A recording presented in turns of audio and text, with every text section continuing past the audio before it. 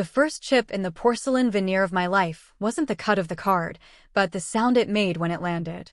It wasn't the loud, dramatic crash you might expect from a life-altering moment, but a soft, almost negligible snick-snick as the four jagged fragments of shimmering black plastic settled onto the pristine silk pile of the oriental rug, their sharp edges glinting like the broken pieces of my silenced identity.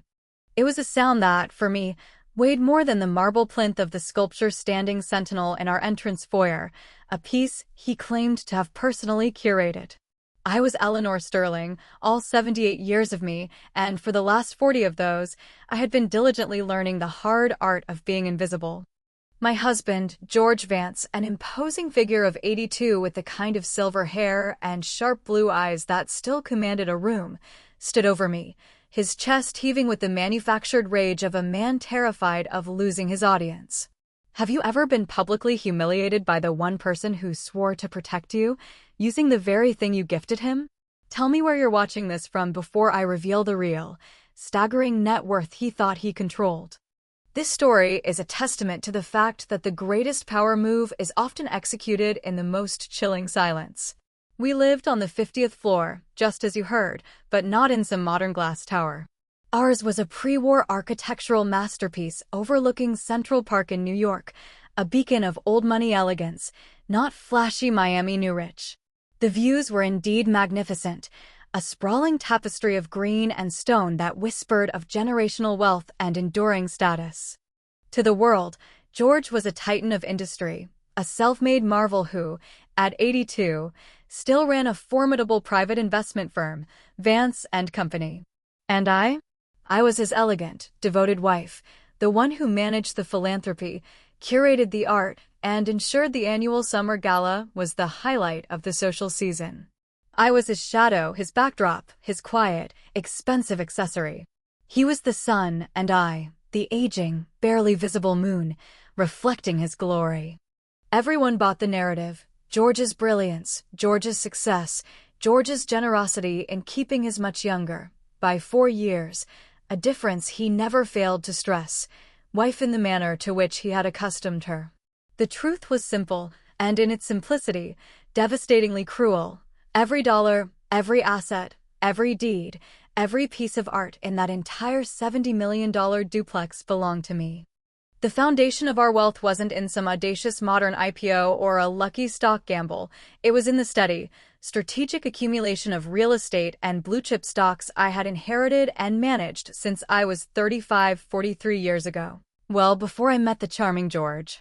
The secondary credit card he'd just so theatrically shredded, the one he called my allowance, was merely a trickle from an offshore trust fund I had created, a fund he had no idea existed, much less controlled. The humiliation wasn't just the cut plastic, it was the daily, decades-long erosion of my identity. It was in the patronizing tone he used to discuss his business acumen while polishing the Audemars Piguet watch I had unwittingly bought him.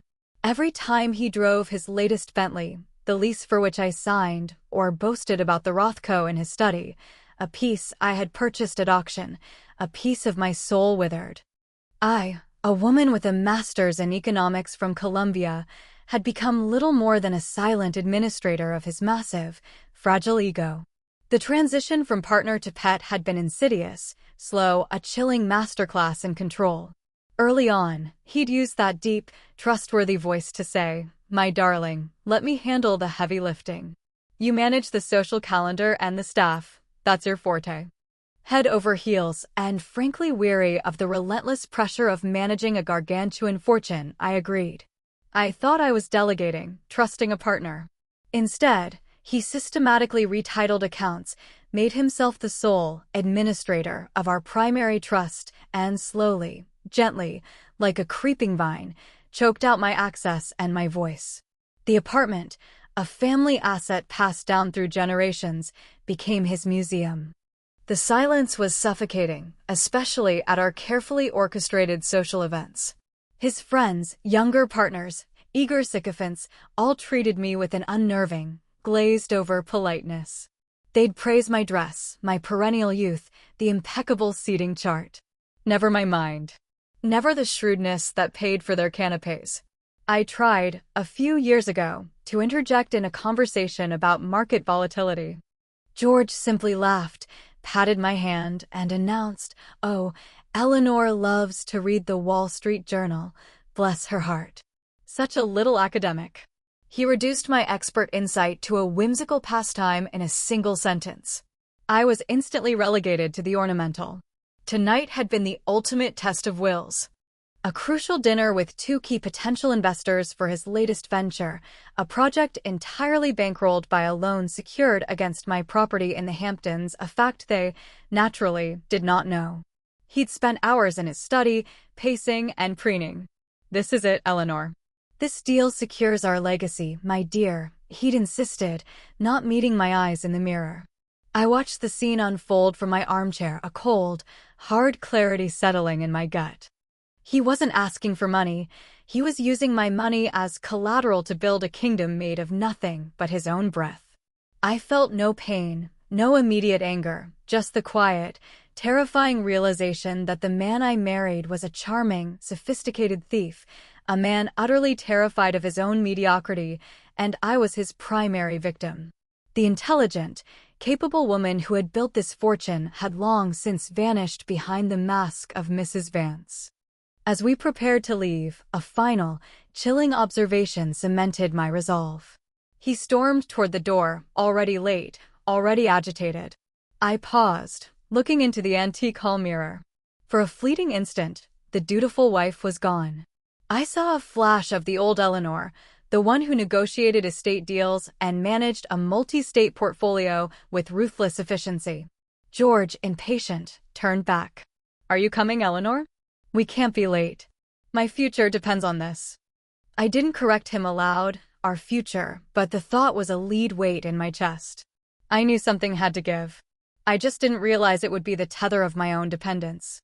The journey in the chauffeured Bentley to the upscale Upper East Side bistro was fraught with his suppressed anxiety. He practiced his pitch, his jaw tight, reviewing facts and figures he hadn't generated himself. "Confidence is everything, Eleanor. They must see the capital flow," he whispered, drumming his manicured fingers against the polished leather. I gazed at the city lights, feeling the cold, luxurious air conditioning on my 78-year-old skin. I didn't speak. My silence was no longer submissive, it was a fortress. I was saving my voice for the precise moment it would be most lethal. We arrived. The maitre d' practically genuflected before George. The restaurant was a hub of hushed power and old-world money. George immediately donned his mask of confident charm, taking my arm in a grip that felt less like affection and more like ownership, steering me toward the secluded booth. The investors, a stern Margaret Davies, likely in her mid-60s, and the older, impeccably dressed Robert Holloway, rose to greet him. They exchanged the requisite jokes about their golf handicaps and the current tax legislation. When George introduced me, their smiles politely stiffened. "The beautiful woman behind the legend, Mr. Vance," Margaret noted, a hint of steel in her voice. I offered a reserved smile that didn't touch my eyes. For 20 minutes, the conversation flowed around me like water around a stone. They inquired about my latest trip to Palm Beach, the upcoming museum board meeting, trivialities befitting the wife of a great man. They never once asked what I thought of the market. I was the perfectly tailored trophy, sitting quietly, nodding when appropriate, a silent part of George's magnificent decor. Then, George began his presentation. He spoke with a rehearsed, breathless fervor about identifying a new opportunity in the long-term asset management sector. He used technical jargon, reciting market analyses and risk assessments he had merely skimmed from the detailed reports my private team prepared. I listened, sipping my iced tea, feeling every boastful word chip away at my reality. He was a master ventriloquist, making his fortune speak with my voice. No one at that table, save me, knew that the financial genius was a 78-year-old woman sitting right beside him, silently counting the lies. When he confidently misquoted the annual return on a high-yield municipal bond fund, an extremely common instrument in high-net-worth accounts, he stumbled. He exaggerated the yield by nearly 2 percentage points, a glaring oversight for an alleged expert. Without a thought, acting purely on decades of ingrained financial rigor. I interjected. George, darling, I believe the municipal bond fund yield is closer to 2% after tax, not the 6% you mentioned. That higher figure is before the state tax deduction, which is significant for this tier of client, I said, my voice low but startlingly clear. My words hit the table like a lead ingot. The sudden, profound silence was absolute. Margaret Davies's sharp eyes, which had been fixed with admiration on George, snapped to me, a new, intense focus burning in them. Robert Holloway's thick eyebrows arched high. For a moment, the world tilted on its axis. The invisible moon had unexpectedly emitted its own, blazing light. I watched the swift cycle of panic, then white-hot fury, flash across George's aging face before his mask of charm slammed back down. He recovered with a loud, forced laugh that grated on my nerves. He clapped my shoulder with a painful, possessive squeeze. There she is, my little economist. Eleanor loves to keep me honest on the finer details. Such a sweet little hobby of hers, he exclaimed to the investors. He had instantly dismissed my professional competence, my identity, and my lifelong work as a mere hobbyist's distraction. The investors chuckled politely, the tension easing for them, but for me, the squeeze on my shoulder was a clear, physical threat. Stay in your lane, old woman. The remainder of the dinner was a frozen hell. George overcompensated, trying desperately to regain his footing, telling louder, grander anecdotes. I sat in silence, but this time my silence was no longer submissive. It was heavy, dangerous, loaded with the promise of a reckoning.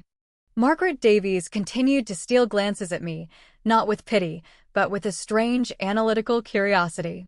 The deal George had assumed was in the bag suddenly felt loose, fragile. He sensed it, and the raw, unadulterated rage began to boil beneath his veneer of composure, a toxic brew that would inevitably explode once the sanctuary of our apartment door closed. I paid for the exorbitant dinner with the secondary credit card, the symbolic leash he'd given me. The profound irony tasted like ash. The ride home was conducted in a dense, sepulchral silence. George stared fixedly at the road ahead, his knuckles white on the armrest the chauffeur drove, his hands useless on the wheel he no longer controlled, his jaw clenched, the muscles in his neck standing out in tight cords. The only sound was the low, aggressive growl of the Bentley engine and the incessant, high-pitched tick-tick-tick of his expensive timepiece, a metronome counting down the seconds to his inevitable tirade. I watched his profile, seeing not the man I had once loved, but a stranger, an actor whose carefully rehearsed play had just been interrupted. The deep, habitual fear I usually felt in these moments was absent, replaced by a chilling, absolute certainty. I knew the storm was coming, and for the first time in 4 decades, I felt ready to stand in its center. As the heavy mahogany door of our apartment closed, the storm broke. "What in God's name were you thinking, Eleanor?" He roared, the sound magnified by the vast, cavernous foyer, its echo bouncing off the priceless art I had chosen. "You undermined me. In front of Margaret Davies. You made me look like an incompetent fool. I spent the entire evening securing our retirement, and you destroyed it with your ridiculous need to be clever." He advanced toward me, his face a grotesque mask of fury. I did not move. I stood my ground, my 78-year-old spine straight, meeting his frenzied gaze. My calm only fueled his fire. "You're so disconnected from reality.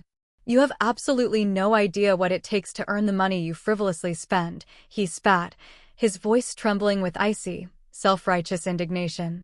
With a swift, savage movement, he snatched my handbag and emptied its contents onto the antique table. My keys, my phone, my wallet tumbled out, scattering like the pieces of my erased identity. He grabbed the wallet, extracted the dreaded secondary credit card, the one he'd condescendingly called my pocket money, and marched toward his mahogany desk. He pulled a pair of heavy, gilded office shears from the drawer. "It seems, my love, you need a stark, painful lesson in the value of money," he announced, his voice now dangerously low and menacing. "My money." And then, with 2 sharp, deliberate, and deeply satisfying snaps, he bisected the card, then quartered it. The plastic fragments fluttered onto the rug with that awful, quiet snick-snick sound.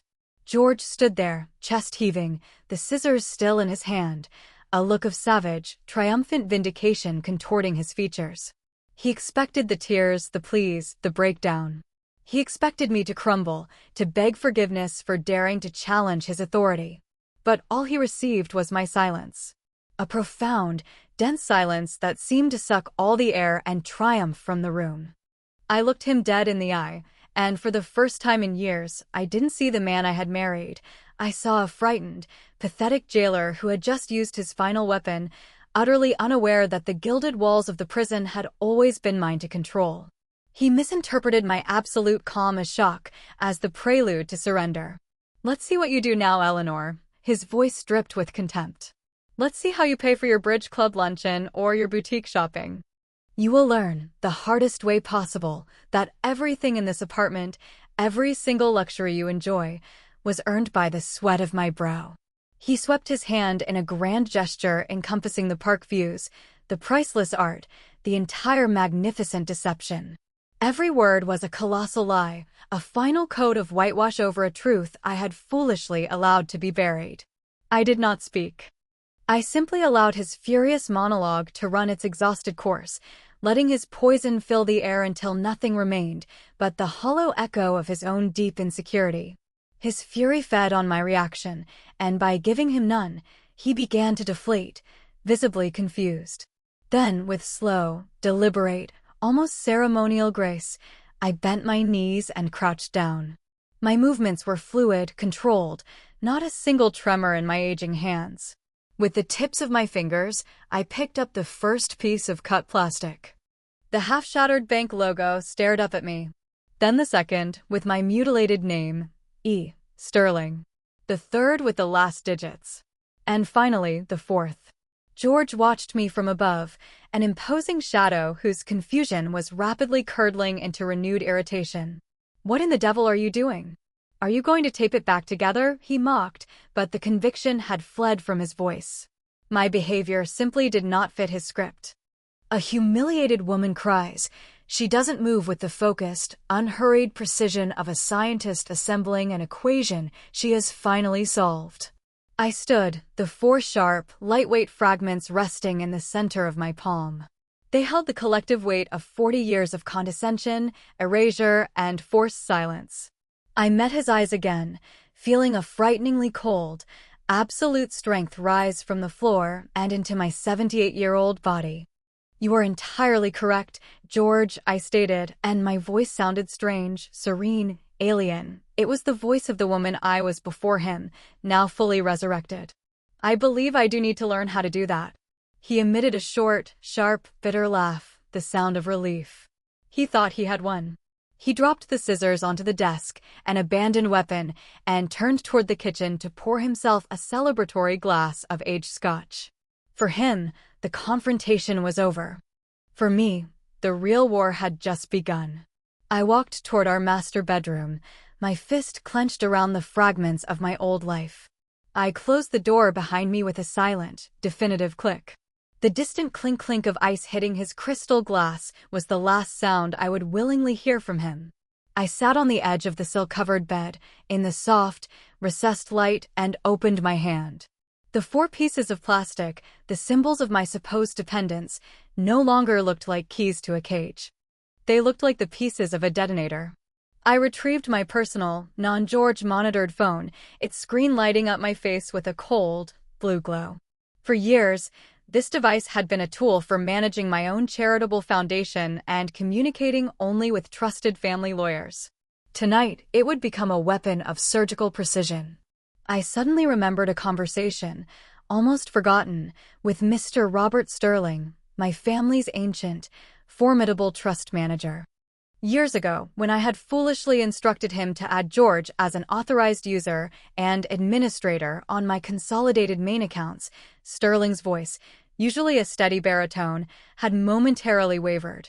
"Mrs. Vance," he had cautioned with professional restraint, "it is always wise to maintain an absolute clear chain of command. With your permission, I have worked with our legal team over the years to establish a single, hidden safety protocol, a Protocol 0 known only to you, which can instantly reverse all administrative access and consolidate all liquid funds into a single, untouchable contingency account, just in case you ever change your mind. I had laughed then, blinded by what I thought was love. Tonight, that irrelevant memory was a sudden, blinding lighthouse in the darkness of my shame. From the living room, George's voice boomed with renewed, drunken arrogance. "I'm calling Bob, Eleanor. We're heading to the Hamptons tomorrow for the weekend. You can stay here and think very carefully about how you plan to apologize if you want your privileges back." The word privileges hit me harder than any of his physical threats. He was talking about my 40-year-old fortune as if it were crumbs tossed from his imaginary throne. The casualness with which he planned his luxurious, self-imposed escape, financed by me, while sentencing me to house arrest for the weekend, was the final, toxic catalyst. The last, stubborn molecule of the woman who had loved him instantly dissolved. I opened my personal, military-grade laptop, the device he always dismissed as my little toy for reading the news, and my fingers, which hadn't entered a line of code or managed a major transaction in years, flew across the keyboard with surprising, terrifying muscle memory. I accessed my family's private banking portal, the portal George didn't even know existed, the one where the true, unimaginable core of my fortune resided, untouched, solely under my name. The charts, the data, the performance metrics, it was all there, a quiet, majestic testament to my lifelong intelligence and prudence, totaling billions in generational assets. I saw the true Eleanor in the data, and I knew exactly what I had to do. I drafted an email. It was short, cold, and utterly unambiguous. The recipient was Mr. Sterling. The subject line was simply, Protocol 0, immediate execution. In the body, I typed 3 clear, precise commands. Please proceed with the execution of Protocol 0 with immediate effect. Revoke all secondary user access on all associated accounts. Transfer all liquid balances to contingency account 77V. Confirm upon completion. My finger hovered over the send button. For one absolute heartbeat, the entire universe stopped. It was the point of no return, the abyss. In that sliver of hesitation, I heard George's loud, self-congratulatory laughter drift in from the living room. He was on the phone, likely with his sycophantic friend, Bob. "You wouldn't believe it, Bob." Eleanor tried to correct me on a yield. "In front of Holloway and Davies." Had to remind her who wears the trousers when we got home. You know how they are, always need a little reminder. The contempt in his voice, the ease with which he dismissed me as a mere anecdote, a joke for his male bonding, was the final, necessary shove. The image of the submissive, elegant wife shattered into dust.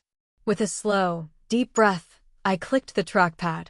The soft, near-silent click of the laptop trackpad, like the cocking of a silent, invisible gun. For me, it sounded like the firing of a starting pistol. The silent war was over, and I had won it without raising my voice, without tears, and without a single witness. I closed the laptop with ceremonial slowness, the screen dimming like a curtain falling on a painfully long play. From the living room, George's triumphant, drunken laugh still echoed, mixing with the clinking ice.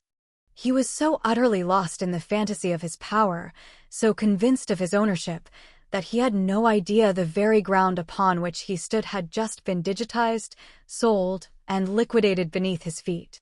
I sat in the darkness, the beating of my heart no longer a sound of fear, but a silent, steady, 78-year-old war drum. The decision was final. The order was given. Now all that remained was the wait for the inevitable, brutal dawn. His fate was sealed. I did not sleep that night. I was too busy calculating the next 6 steps. Every minute stretched, but the tension was exhilarating, not paralyzing. I could hear George stumble through the apartment later, his loud, slurring voice on the phone, still boasting. Each sound, instead of wounding me, confirmed the profound justice of my action. He was only proving the wisdom of my move. I held my phone, waiting not for a call, but for the one email that would confirm the collapse of his world. I felt the absolute, cold certainty of a master strategist whose winning piece had already been moved. Then, the phone vibrated, a soft, silent shudder running through my palm. The screen lit up, new email notification. Sender, Mr. Robert Sterling. Subject, Protocol 0, immediate execution. I held my breath, opening the message. The text was brief, professional, and devastatingly efficient. Dear Eleanor, I confirm the immediate and full execution of Protocol 0. All secondary access has been irrevocably revoked, and all liquid funds have been consolidated into the contingency account 77B. We are fully at your disposal for the next phase of dissolution. Sincerely. I read the words 3 times. A wave of profound, immense relief washed over me. It was done. I was free. The power I had given up 40 years ago had been quietly, digitally, and absolutely reclaimed in a single, surgical instant. As dawn broke, George's first attempt to reclaim control came swiftly, predictably futile. I later learned from Martha, my assistant, that he had woken early, still drunk, and frantically called the priority private banking line, demanding an explanation for an error in his access. The advisor, already informed of Protocol 0, calmly reiterated that he had no authority over any accounts. His screams of "those are my funds" echoed through the empty apartment, unheard by anyone but the walls. His desperation only confirmed my resolve. With the confirmation secured, a new energy surged through my elderly body. I was no longer a prisoner awaiting sentence. I was the architect of my own new life. Moving silently, carefully, I opened my massive walk-in closet. I did not pull out the oversized steamer trunks. I wasn't going to make a melodramatic escape. I took out a small, worn leather carry-on, the one I used for my own quiet, private weekend retreats before George. I packed with the precision of a clockmaker. Just the essentials: comfortable slacks, a few cashmere sweaters, my laptop, my personal documents, and my 2 favorite first edition novels. I left behind the custom-made designer dresses, the Italian shoes, all the expensive, glittering paraphernalia of the life he thought he had provided. Each item I packed was a tie severed from my past. I stopped at my elaborate, lacquered jewelry box. Inside, glittering under the faint light, were diamond necklaces, gold bangles, and sapphire earrings, all gifts he'd bought with my money to adorn his trophy. I reached past them to the very bottom, pulling out a simple, tarnished silver locket containing a tiny photograph of my deceased mother and a pair of delicate antique pearl studs. These were the only pieces in the entire box that were truly, irrevocably mine. I put on the pearls. Then I looked at the 4 sharp pieces of the credit card lying on the nightstand. I picked them up, tucked them into a small zipped pocket of my purse, not as a memento of pain, but as the irrefutable trophy of my silent victory. That night, for the first time in 40 years, I locked the master bedroom door from the inside. A restless George, probably already halfway through his bottle of scotch, eventually banged on the door. "Still in a fit, Eleanor? Open up. Don't be ridiculous." His voice was slurred, demanding. I remained silent. I held my breath, listening to the muffled thud of his hand against the solid mahogany. "Fine. Sulk if you must. I don't care. We'll discuss your outrageous behavior tomorrow," he muttered, his footsteps retreating toward his study. I heard the distant, tinny sound of the television coming on. I settled into the vast 4-poster bed, under the ridiculously expensive Egyptian cotton sheets, and felt a profound, powerful solitude, the solitude of self-sufficiency. I did not feel nerves. I was too consumed by the detailed strategy for the first day of the rest of my 78-year-old life. The sunrise over the park was breathtaking, painting the sky in soft shades of rose and pearl. The view, which had often felt like a mocking symbol of my imprisonment, now looked like a beautiful, boundless promise. I was up before the dawn was fully broken. George was a crumpled, pathetic figure, snoring loudly on his leather sofa in the study, an empty, expensive Scotch bottle standing guard next to him. The sight invoked not pity, but a cold, final, utter detachment. I dressed in the simple clothes I'd packed, put on my worn, comfortable walking shoes, and zipped up my small leather bag. The dramatic confrontation he surely anticipated would never occur. My revenge would not be a scream, it would be a deafening, absolute, irreparable absence. I took a final, quiet tour of the apartment, a ghost visiting her own funeral. I touched the cold, familiar marble in the kitchen, gazed at the priceless artwork I had chosen and he had claimed. I saw his pretentious gold watch lying next to his charging phone on the nightstand. They were merely objects, pathetic symbols of a wealth he had never truly earned or comprehended. I felt no nostalgia, no sadness. It was like walking through a museum dedicated to a long-forgotten, fictitious character. Every corner of that place was saturated with his ego, his endless, elaborate lies, and I was about to cleanse myself of the taint of all of it. The air felt miraculously lighter, cleaner, breathable. My golden cage was about to lose its soul, self-financed songbird. On the granite island, next to the keys to his prized Bentley, the keys I paid for, I placed a single, small, crisp note, written on a card I had retrieved from my private desk drawer. There were no accusations, no flowery farewells, no long, satisfying speech. My action would be my only words. The note contained a single, devastating sentence, a compass pointing him toward the new reality I had created. I hope you finally learn to stand on your own 2 feet, George. I already have. I set the apartment keys beside the note. I didn't need them. Everything in this house was legally mine, but in that moment, only my absolute freedom mattered. I would let my lawyers handle the rest of the assets. I simply needed to vanish from his life. I picked up my bag and walked toward the front door. My steps were silent on the thick Persian rug. I gently turned the doorknob. I opened the door and stepped out into the quiet, hushed hallway of the building. As I softly closed the door, the silent click of the deadbolt falling into place was the most perfect, satisfying final punctuation I had heard in 4 decades. I did not look back. I walked toward the elevator, pressed the lobby button, and as the doors closed, reflecting my 78-year-old image for a fleeting second, I saw a woman I hadn't fully recognized until that moment, a woman with clear eyes, a slight smile, and a spine made of cold, unrelenting steel. The stage was set. George would awaken in his castle, believing himself to be the triumphant, wealthy king, utterly unaware that his kingdom was instantly, totally defunct, and that he was about to face the most devastating, public, and utterly inescapable humiliation a man of his ego could ever endure.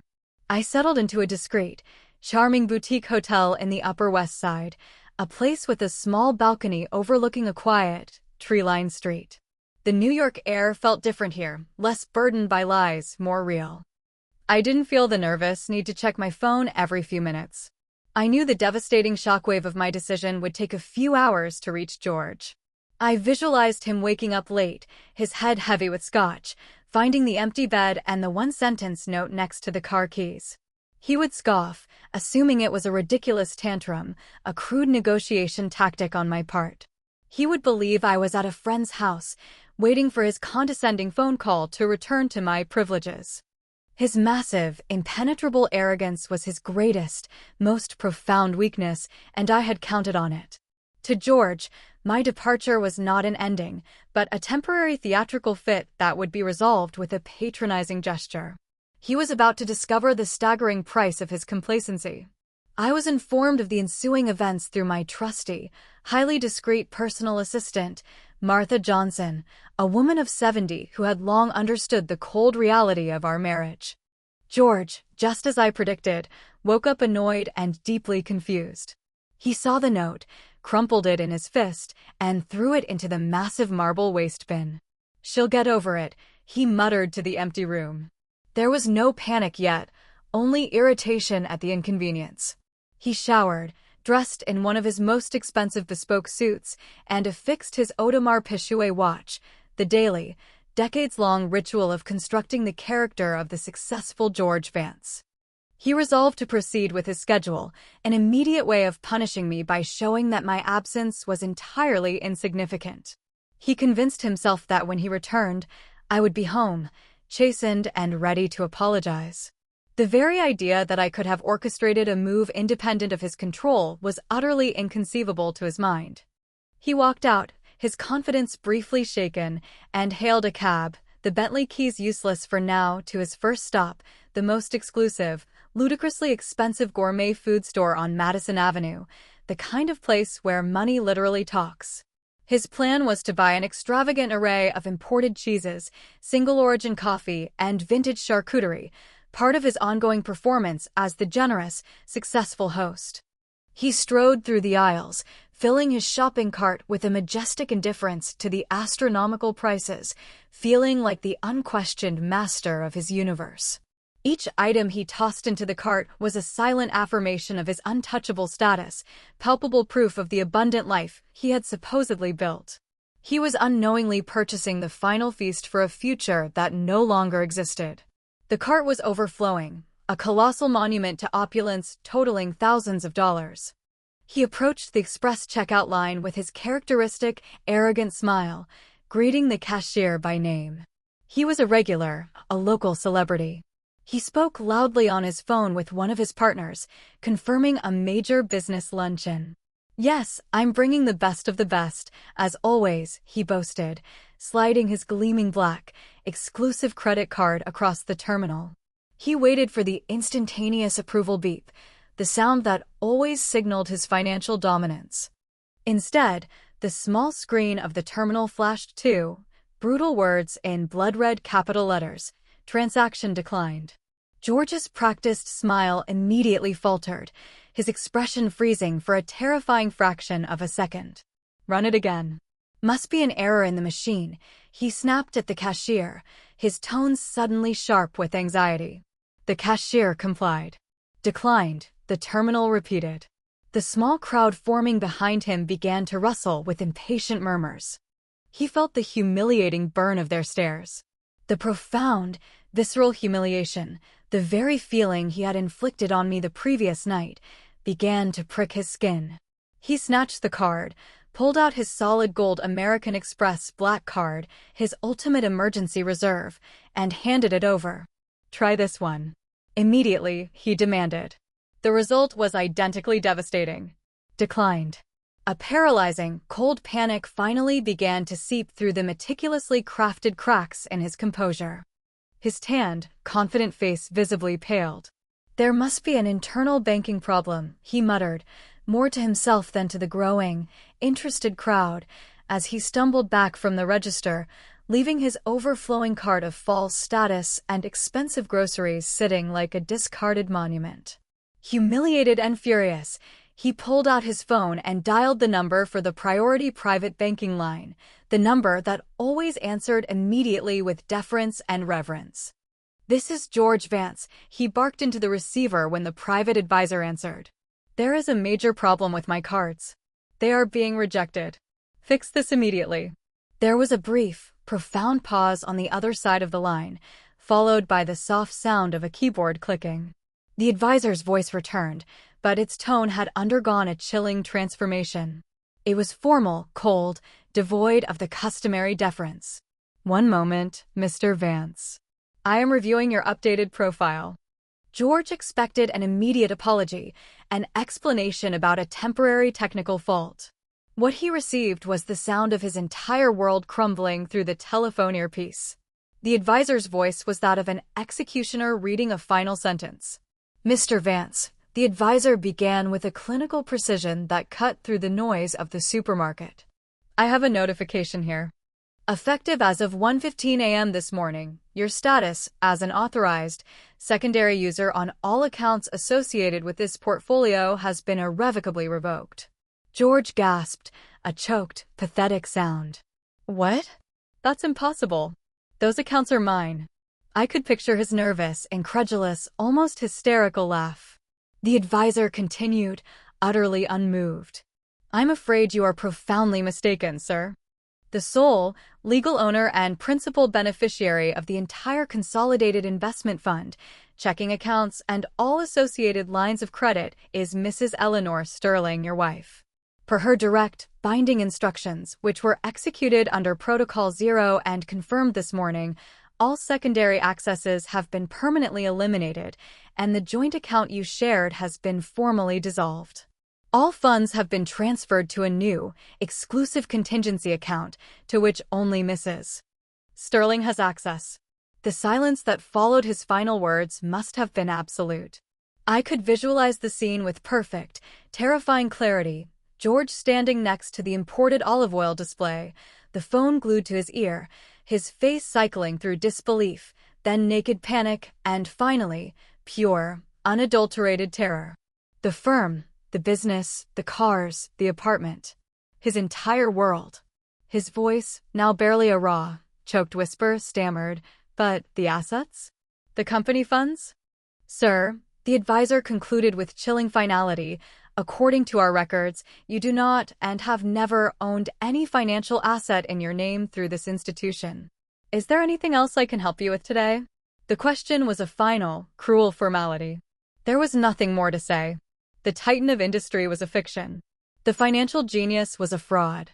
The king was utterly naked in the middle of a crowded gourmet store. He hung up the phone without a word. He stood motionless, people streaming past him with their full carts, a world that had suddenly become alien, hostile, and ruthlessly real.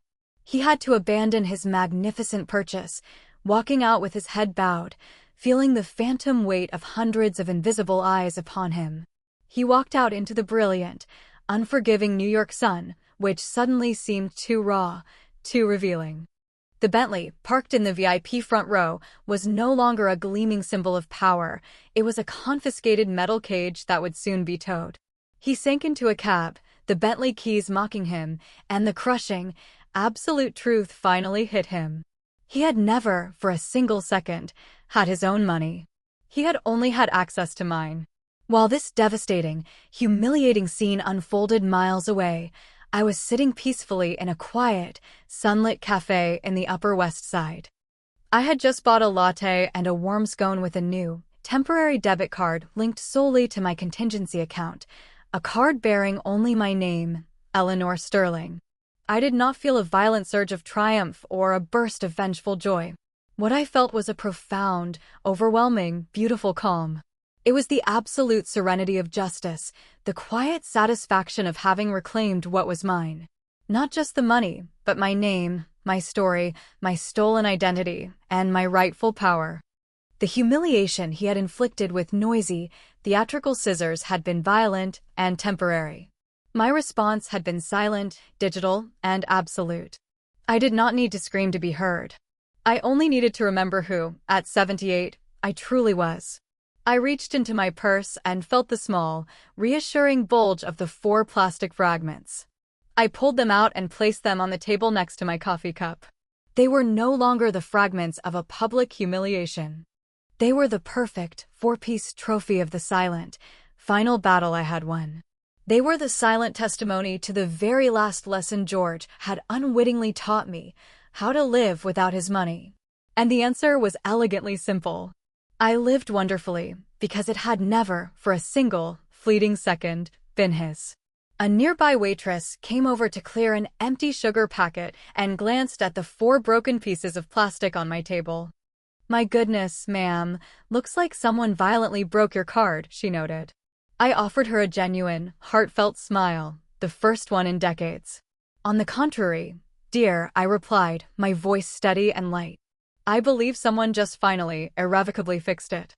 From that sunny cafe table, my next move wasn't to celebrate, but to act. I called Ms. Margaret Holloway, my formidable corporate attorney, a woman in her late 60s who understood ruthlessness better than George ever would. I explained the situation with an unnerving, clinical composure that surprised even myself. No tears, no emotion, just a precise, chronological detailing of his financial manipulation and my decision to activate Protocol Zero. She listened, silent and absorbed, and when I finished, her response was as sharp and clean as a guillotine blade. "Excellent, Eleanor. I will have the divorce papers drafted and served by midday. Do not concern yourself with the apartment or the physical assets. The ownership structure we established 30 years ago is a fortress. He has absolutely no legal claim. None whatsoever. Consider him a very long-term tenant whose rent has suddenly, permanently ceased. Hanging up the phone felt like signing my own Declaration of Independence. The news of George's instant, complete financial obliteration spread through our rarefied social strata not like wildfire, but like a silent, invisible toxin. The first, most visible blow came swift and brutal, hitting him where his shallow pride lived, the garage. The Bentley Mulsanne, the car he drove with the smug entitlement of a conqueror, was registered and leased entirely through a corporate shell company of which I was the sole legal owner. Since all associated accounts were now contingency account 77B, the lease payment that was due that morning was, naturally, declined. 48 hours after his pathetic spectacle in the gourmet store, a tow truck arrived in front of our building on Fifth Avenue and, with a silent, devastating efficiency, hooked up the Bentley. Martha Johnson, my discreet assistant, called to inform me with a tone of quiet, almost reverent satisfaction. Mrs. Sterling, the building manager, called. The Mulsanne has been repossessed. Right in front of the co-op board president's window, no less. I felt a deep, slow surge of satisfaction. The throne was losing its wheels. Then came the second, equally fatal blow to his dignity, the watch. Without access to any funds, literally zero cash flow, he was forced to sell his cherished Audemars Piguet, the gaudy symbol of his alleged success. He got a pittance for it at a pawn shop near the garment district, just enough liquid cash to survive for a few desperate weeks. Every single piece of his armor of status was systematically stripped away, revealing the vulnerable, mediocre, 82-year-old man who had hidden inside. His initial reaction to my calculated disappearance was not repentance, but a raging, narcissistic entitlement. My personal phone became a digital battlefield, bombarded with an avalanche of voicemails and texts, ranging from impotent threats about destroying my name to manipulative, whiny pleas about our eternal love and all we built together. "You are ruining me, Eleanor, after everything I have sacrificed for you," he screamed in one particularly pathetic message.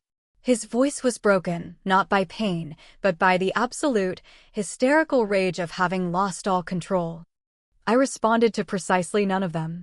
I had already activated a professional filter that routed all his communications directly to Margaret Holloway's legal team.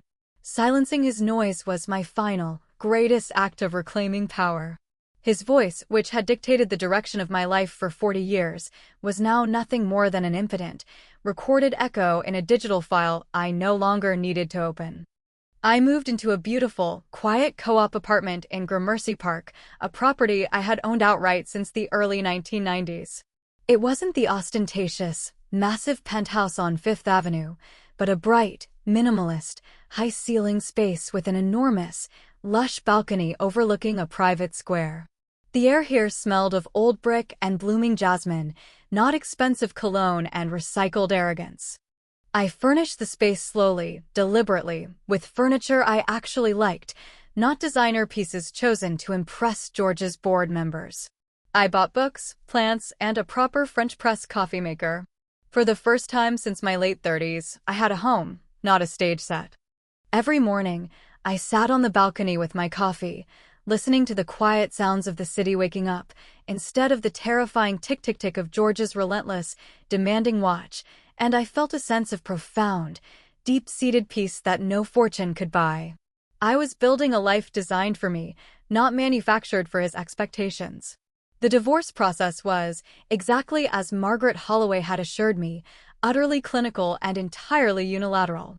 George, in a desperate, final flourish, hired a cheap, opportunistic lawyer who immediately tried to argue that he was entitled to 50% of the marital assets. It was a short, brutally decisive battle for him. Margaret's team presented the rock-solid documentation proving, without a shadow of a doubt, that 99.9% of the fortune, including the Fifth Avenue property and all underlying investment vehicles, was pre-existing to the marriage, sheltered via an irrevocable trust, and managed under an utterly bulletproof framework. The apartment, the cars, even the ones already towed, the bank accounts, everything was legally, demonstrably mine. George's cheap lawyer, faced with an unassailable wall of documentation, wisely advised him to accept the settlement we offered, 0. I asked him for nothing. Not a dollar, not a single piece of antique silver. I simply wanted him gone from my reality. He signed the papers in silence, utterly defeated. The great financier was nothing more than a failed, 82-year-old trespasser whose time had expired. The rumor mill instantly turned on him. George's former associates and sycophants, the men and women who had benefited from his supposed largesse, vanished faster than smoke in a strong wind. They had no further use for him. He was forced to move out of the Fifth Avenue apartment, the keys collected by the building manager. I heard through Martha that he rented a dingy, small furnished studio apartment in a downmarket section of Queens, a terrifying, total plunge from the heights of glamour he had considered his birthright. His punishment wasn't immediate poverty, it was instant, total irrelevance. The last direct communication I received from him was a single, plaintive email that slipped through Margaret's filter. It wasn't furious or threatening, it was strangely, deeply pathetic. It simply read, "I truly do not understand how you could do this to me, Eleanor. I gave you everything." That sentence, for the first time, struck me not with pain, but with a final, blinding clarity. He actually, genuinely believed his own colossal lie. In his terrifyingly self-centered mind, the charisma he projected, the social life he orchestrated, and the public respect he received were all contributions so profoundly valuable that they eclipsed the actual, massive, financial fortune I had created and handed over. He had never once seen my money as ours, but only as fuel for his show, and he had never seen me as his partner, but merely as his silent, aging bank. I deleted the email without a second thought, and the last, frayed thread connecting me to him snapped forever. Weeks later, while unpacking the very last box in my new Gramercy Park home, I found a small manila envelope. Inside were the 4 pieces of the credit card. I placed them on the palm of my hand and looked at them under the sunlight streaming through the window. I no longer saw the humiliation of that night. I saw the catalyst. I saw the precise moment when the 78-year-old woman I had been was violently forced to die, so that the woman I was meant to be could finally be born. I did not throw them away. I walked to my desk and placed them in a small, antique mahogany box, not as a trophy of vengeance, but as a permanent reminder that sometimes, to rebuild yourself completely, you must first allow yourself to be absolutely broken into pieces. It was the most potent, powerful amulet I possessed. My life now is quiet and entirely my own. I have returned to the work I loved, quietly investing in promising, women-led startups, not out of necessity, but pure passion. My ideas are heard, my experience is valued, and my voice is the loudest thing in the room. On weekends, instead of enduring George's loud, demanding social gatherings, I quietly attend concerts at the Met or read on my balcony, watching the world move below me. I have not seen George again. His name is rarely, if ever, mentioned. He is simply a forgotten character in a very old, finished book. I do not feel hatred for him, nor even pity. I feel a profound, chilling gratitude for the excruciating lesson he forced me to learn. My value was never in the apartment, the cars, or the approval of others. It was always, unequivocally, inside of me, waiting for the courage to reclaim it. And now that I have it, I do not intend to ever let it go. The 4 pieces of plastic in my mahogany box are my permanent anchor. But the final, perfect touch to the entire, beautiful architecture of my revenge came with the Rothko. George always valued his art above everything. It was the ultimate, unassailable proof of his taste and his wealth. While he was busy screaming about the credit card, I had a team quietly working on the Fifth Avenue penthouse. His prized possession was a large, dramatic, authentic Mark Rothko painting that dominated his study, a dark, brooding piece worth millions, which he constantly used as a backdrop for his boastful video calls. The day before the divorce was finalized, and hours before George was legally required to vacate my property, my head of security, Mr. Thomas, executed the last, most deliciously cruel order. The Rothko was legally mine, purchased with my funds 30 years prior. But I didn't simply want to take it. I wanted the empty space it left behind to speak louder than any of George's screams. Mr. Thomas did not remove the canvas from the frame. He carefully, surgically removed the priceless, authentic Rothko canvas, replaced it with a near-perfect photographic reproduction of the same colors and dimensions, glued the reproduction tightly to the original stretcher bars, and then carefully hung the original, empty frame, now containing only the high-resolution print, back on the wall. George, in his drunken panic during the eviction, was too frantic to notice the subtle lack of oil texture, too consumed by his rage to see the 2mm difference in the frame's depth. He left my house believing he had packed his single most valuable asset. But the canvas, the actual multi-million-dollar asset, was already safely rolled up and stored in a secure vault under my name. He thinks he has his Rothko. The ultimate twist, the final, perfect punchline to my silent, elegant 40-year revenge, is this: when he eventually needs to sell that masterpiece to finance his new, dismal existence, he will open the crate to find nothing but a photograph. And that is my victory. George's fall from the grace he thought he owned was steep, swift, and spectacularly public. The tow truck taking the Bentley was merely the opening act. The real humiliation began when he tried to secure a line of credit against his most prized asset, the Fifth Avenue penthouse. His lawyer, the cheap opportunist, had already informed him that the apartment, despite his 40 years of residence and his name on the utility bills, was legally held within an Eleanor Sterling irrevocable trust. George, in his 80s, had no personal assets of substance remaining. He was a pauper in a Brioni suit. But arrogance dies hard, and he truly believed that power was his currency, not money. He marched into the building, divorce papers now served, planning a confrontation, a scene dramatic enough to intimidate the co-op board and perhaps frighten me into returning the keys. He never made it past the lobby. The new building manager, a stern, professional woman named Mrs. Peterson, met him at the security desk. "Mr. Vance, I'm afraid you are no longer listed as a resident. As per the instructions of Mrs. Sterling's legal team, your access has been revoked," she stated with glacial politeness. George, incandescent with fury, roared about his rights, his reputation, and the 40 years he had built that home. Mrs. Peterson simply slid a neatly folded piece of paper across the marble counter, a legal notice of eviction giving him 24 hours to retrieve his remaining personal effects, supervised by security, or they would be stored indefinitely. The sheer speed of my response, Protocol Zero, the car, the divorce, the eviction, hit him with the force of a heart attack. He realized, with a nauseating jolt, that I hadn't just left. I had surgically removed him from my life's infrastructure. His kingdom was gone, and he was nothing but an elderly man in a lobby, clutching a piece of paper. The final pieces of the Rothko, the last sliver of multi-million-dollar collateral he thought he possessed, were already in the Queen's moving van. He had no idea the canvas he was protecting was a high-resolution lie. I hadn't seen George, but I knew every detail of his frantic, final day in my apartment through Martha's vigilant reporting. He rushed back upstairs, supervised by 2 burly security guards, frantically shoving what he considered his most valuable possessions into boxes. He ignored the priceless Italian furniture and the antique Persian rugs.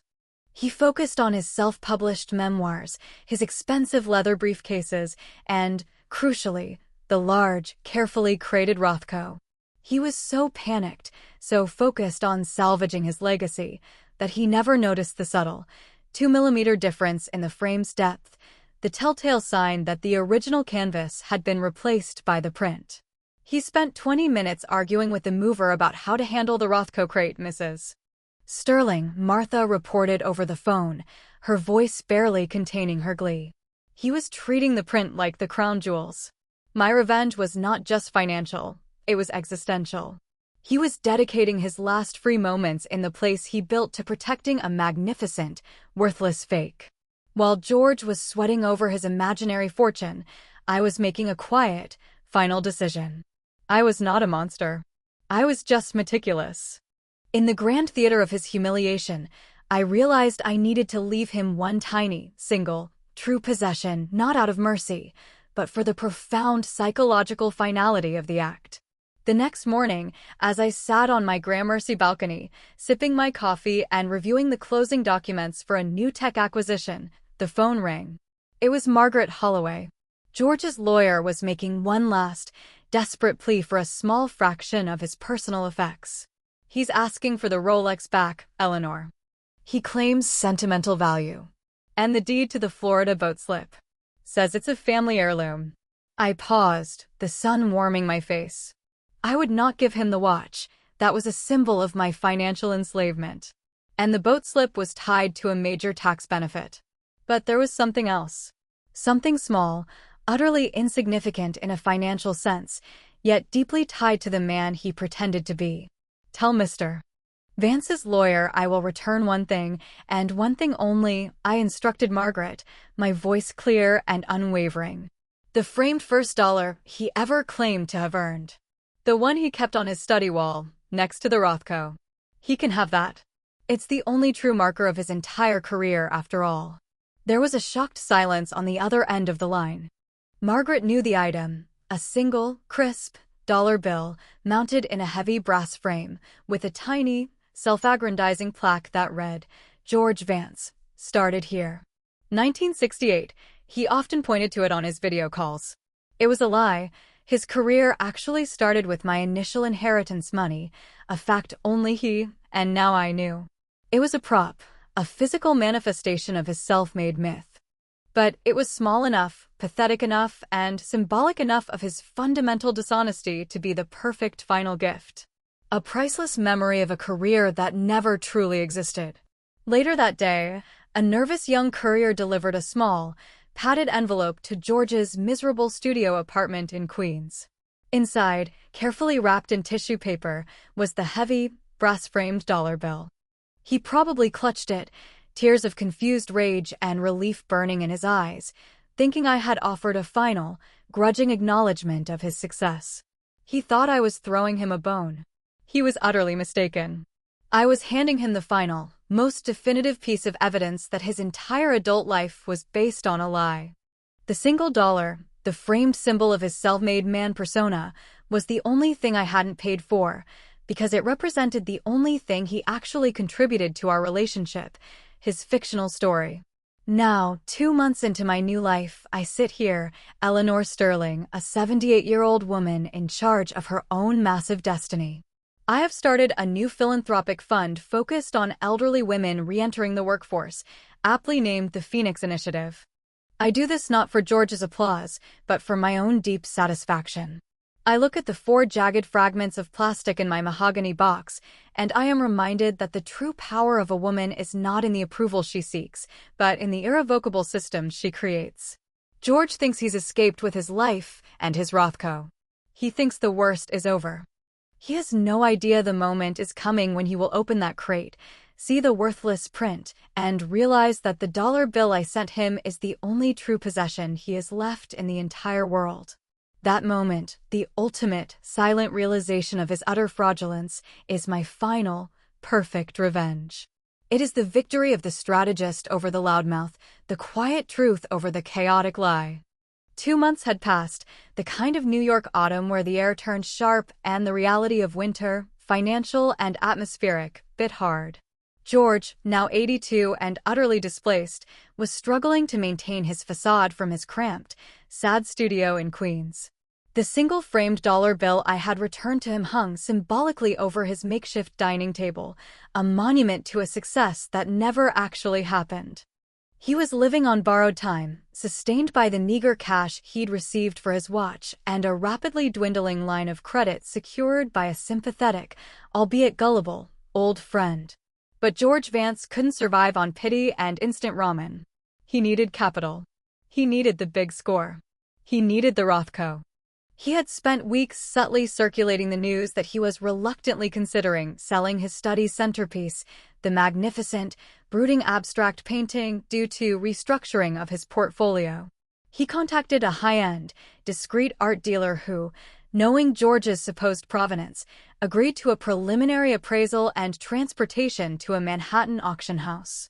George saw the sale as his triumphant return, the ultimate validation of his taste and his temporary financial inconvenience.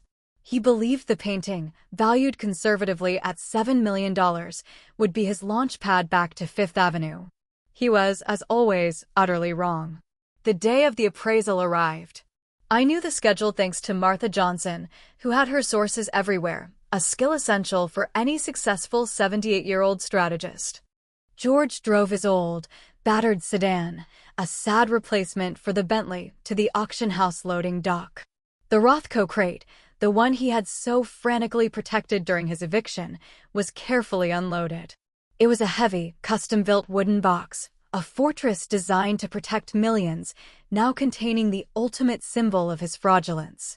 George stood guard, adjusting his tie, his hands visibly shaking, not with excitement, but with profound, desperate relief. This was his last stand.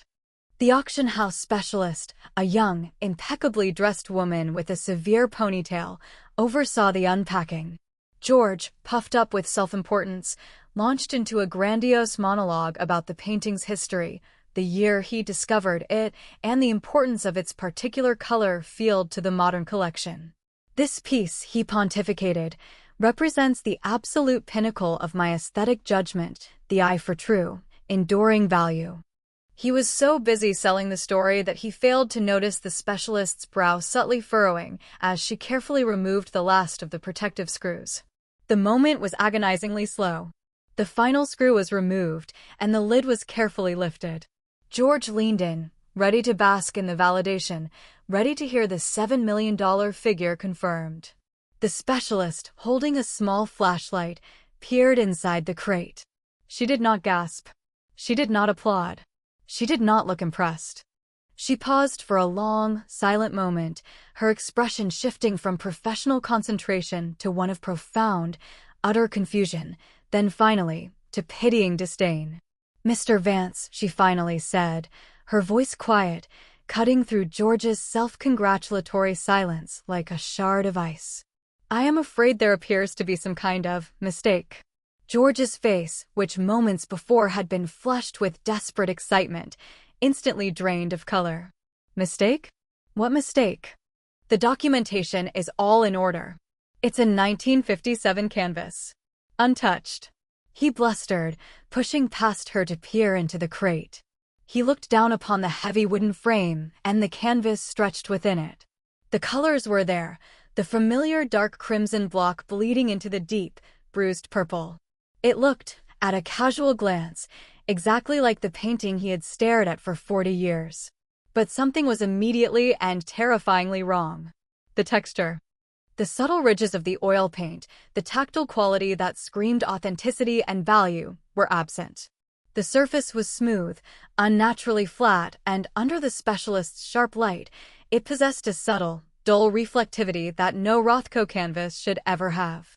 It was paper.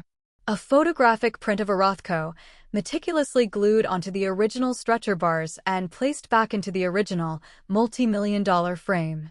The silence in that loading dock was the most deafening sound George Vance had ever heard. The specialist slowly stepped back, the pity in her eyes quickly replaced by a weary professional detachment. "Mr. Vance, this is a reproduction. A very high-quality print, perhaps, but certainly not an original oil canvas. The texture, the pigment depth, the sheer physics of the piece, it's entirely absent. This piece is, I'm afraid, utterly worthless." George didn't scream. He didn't rage. He simply stood there, his entire 82-year-old body frozen in a posture of final, catastrophic disbelief. The blood rushed from his head, leaving him dizzy and cold. $7 million, his escape raft, his ultimate symbol, the collateral for his next, last act, had dissolved into nothing more than high-quality paper and glue. He had protected a lie. He had cherished a fiction. He had carried a worthless prop across town, utterly convinced of its immense value. The truth of my meticulous, silent revenge hit him like a physical blow. I hadn't just taken his money, I had weaponized his arrogance against him, using his own supreme confidence in his eye for value to hide the final, devastating trick. The original canvas, the true multi-million-dollar asset, was now safe and silent in a vault in Zurich under my name, Eleanor Sterling. He stumbled back from the crate, knocking over a stand of catalogs. The young specialist simply raised an eyebrow and called over a dock worker. "Please reseal this crate, Harold. The consignment is not authentic. We will not be proceeding with the appraisal." George was dismissed with a single, brutal sentence and an act of casual bureaucracy. He had nothing left. His primary residence was gone, his cars were towed, his accounts were zeroed, his most valuable watch was pawned, and his single greatest art possession was a worthless piece of paper. The only thing of value he still possessed, hanging ironically on the wall of his miserable studio, was the framed dollar bill, the symbol of the success he falsely claimed to have built. I had left him precisely what he truly was, a man of paper. I received the full report from Martha an hour later. Her voice was flat, professional, and entirely devoid of emotion, making the details all the more devastating. "He drove away quickly, Mrs. Sterling. Very quickly. He didn't even argue about the storage fee." I believe the full realization has set in. I closed my eyes, the sun on my Gramercy balcony warm and comforting. I didn't cheer or gloat. I felt a profound, deep sense of completion. My 78-year-old body, once weak and subjugated, was now filled with the immense, quiet power of justice served. The silent revolution was complete. George's quiet defeat at the auction house didn't end the war, it simply marked the start of my eternal victory parade. The financial destruction was complete, but for a man like George, whose only true possession was his reputation, I needed the final humiliation to be permanent and public. I couldn't risk him quietly slinking away, eventually convincing a new circle of sycophants that he was merely a victim of a vicious, gold-digging older woman.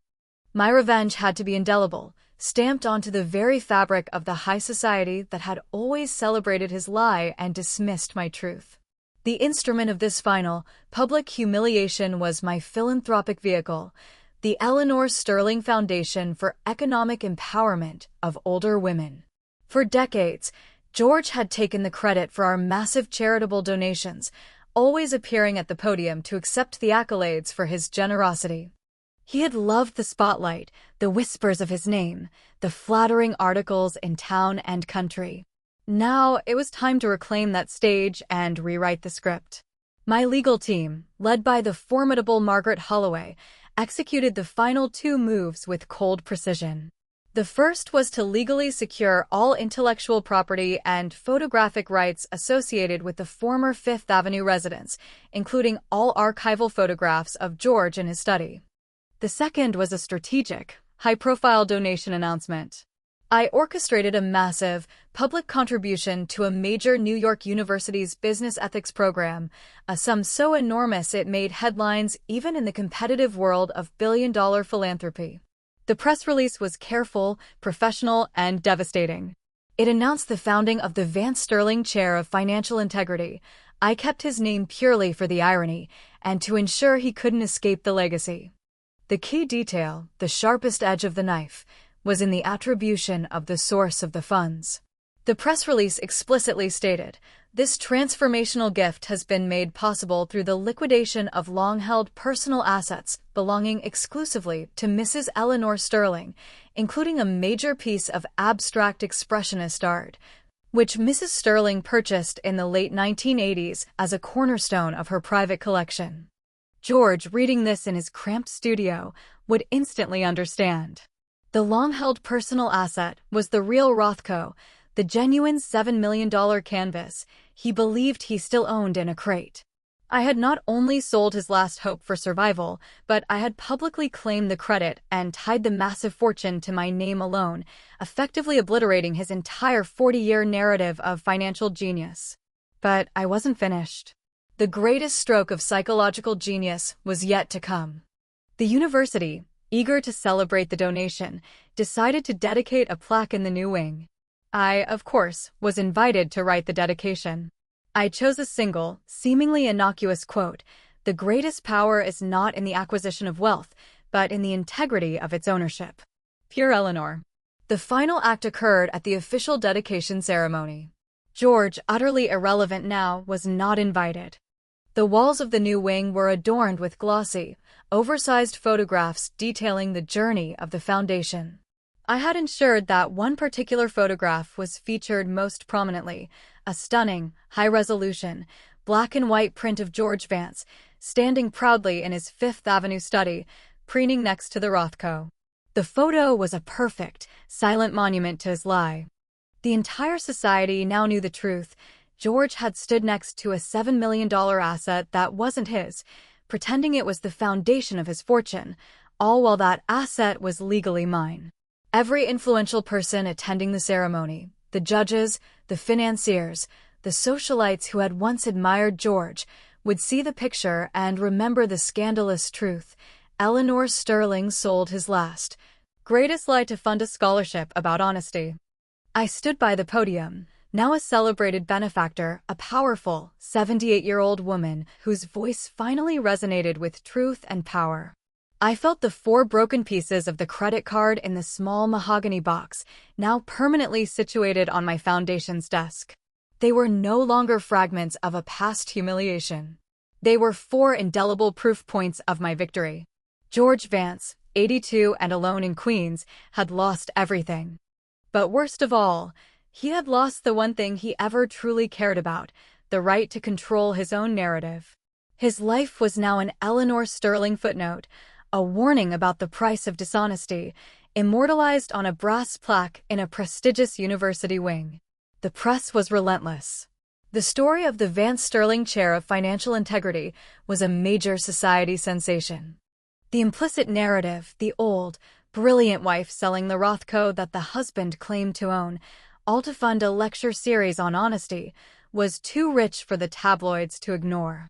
George Vance, the purported titan, was now reduced to a cautionary tale. He was the invisible footnote in his own public obliteration. The constant, brutal visibility of my success and his defeat was the final, exquisite psychological torture I had planned.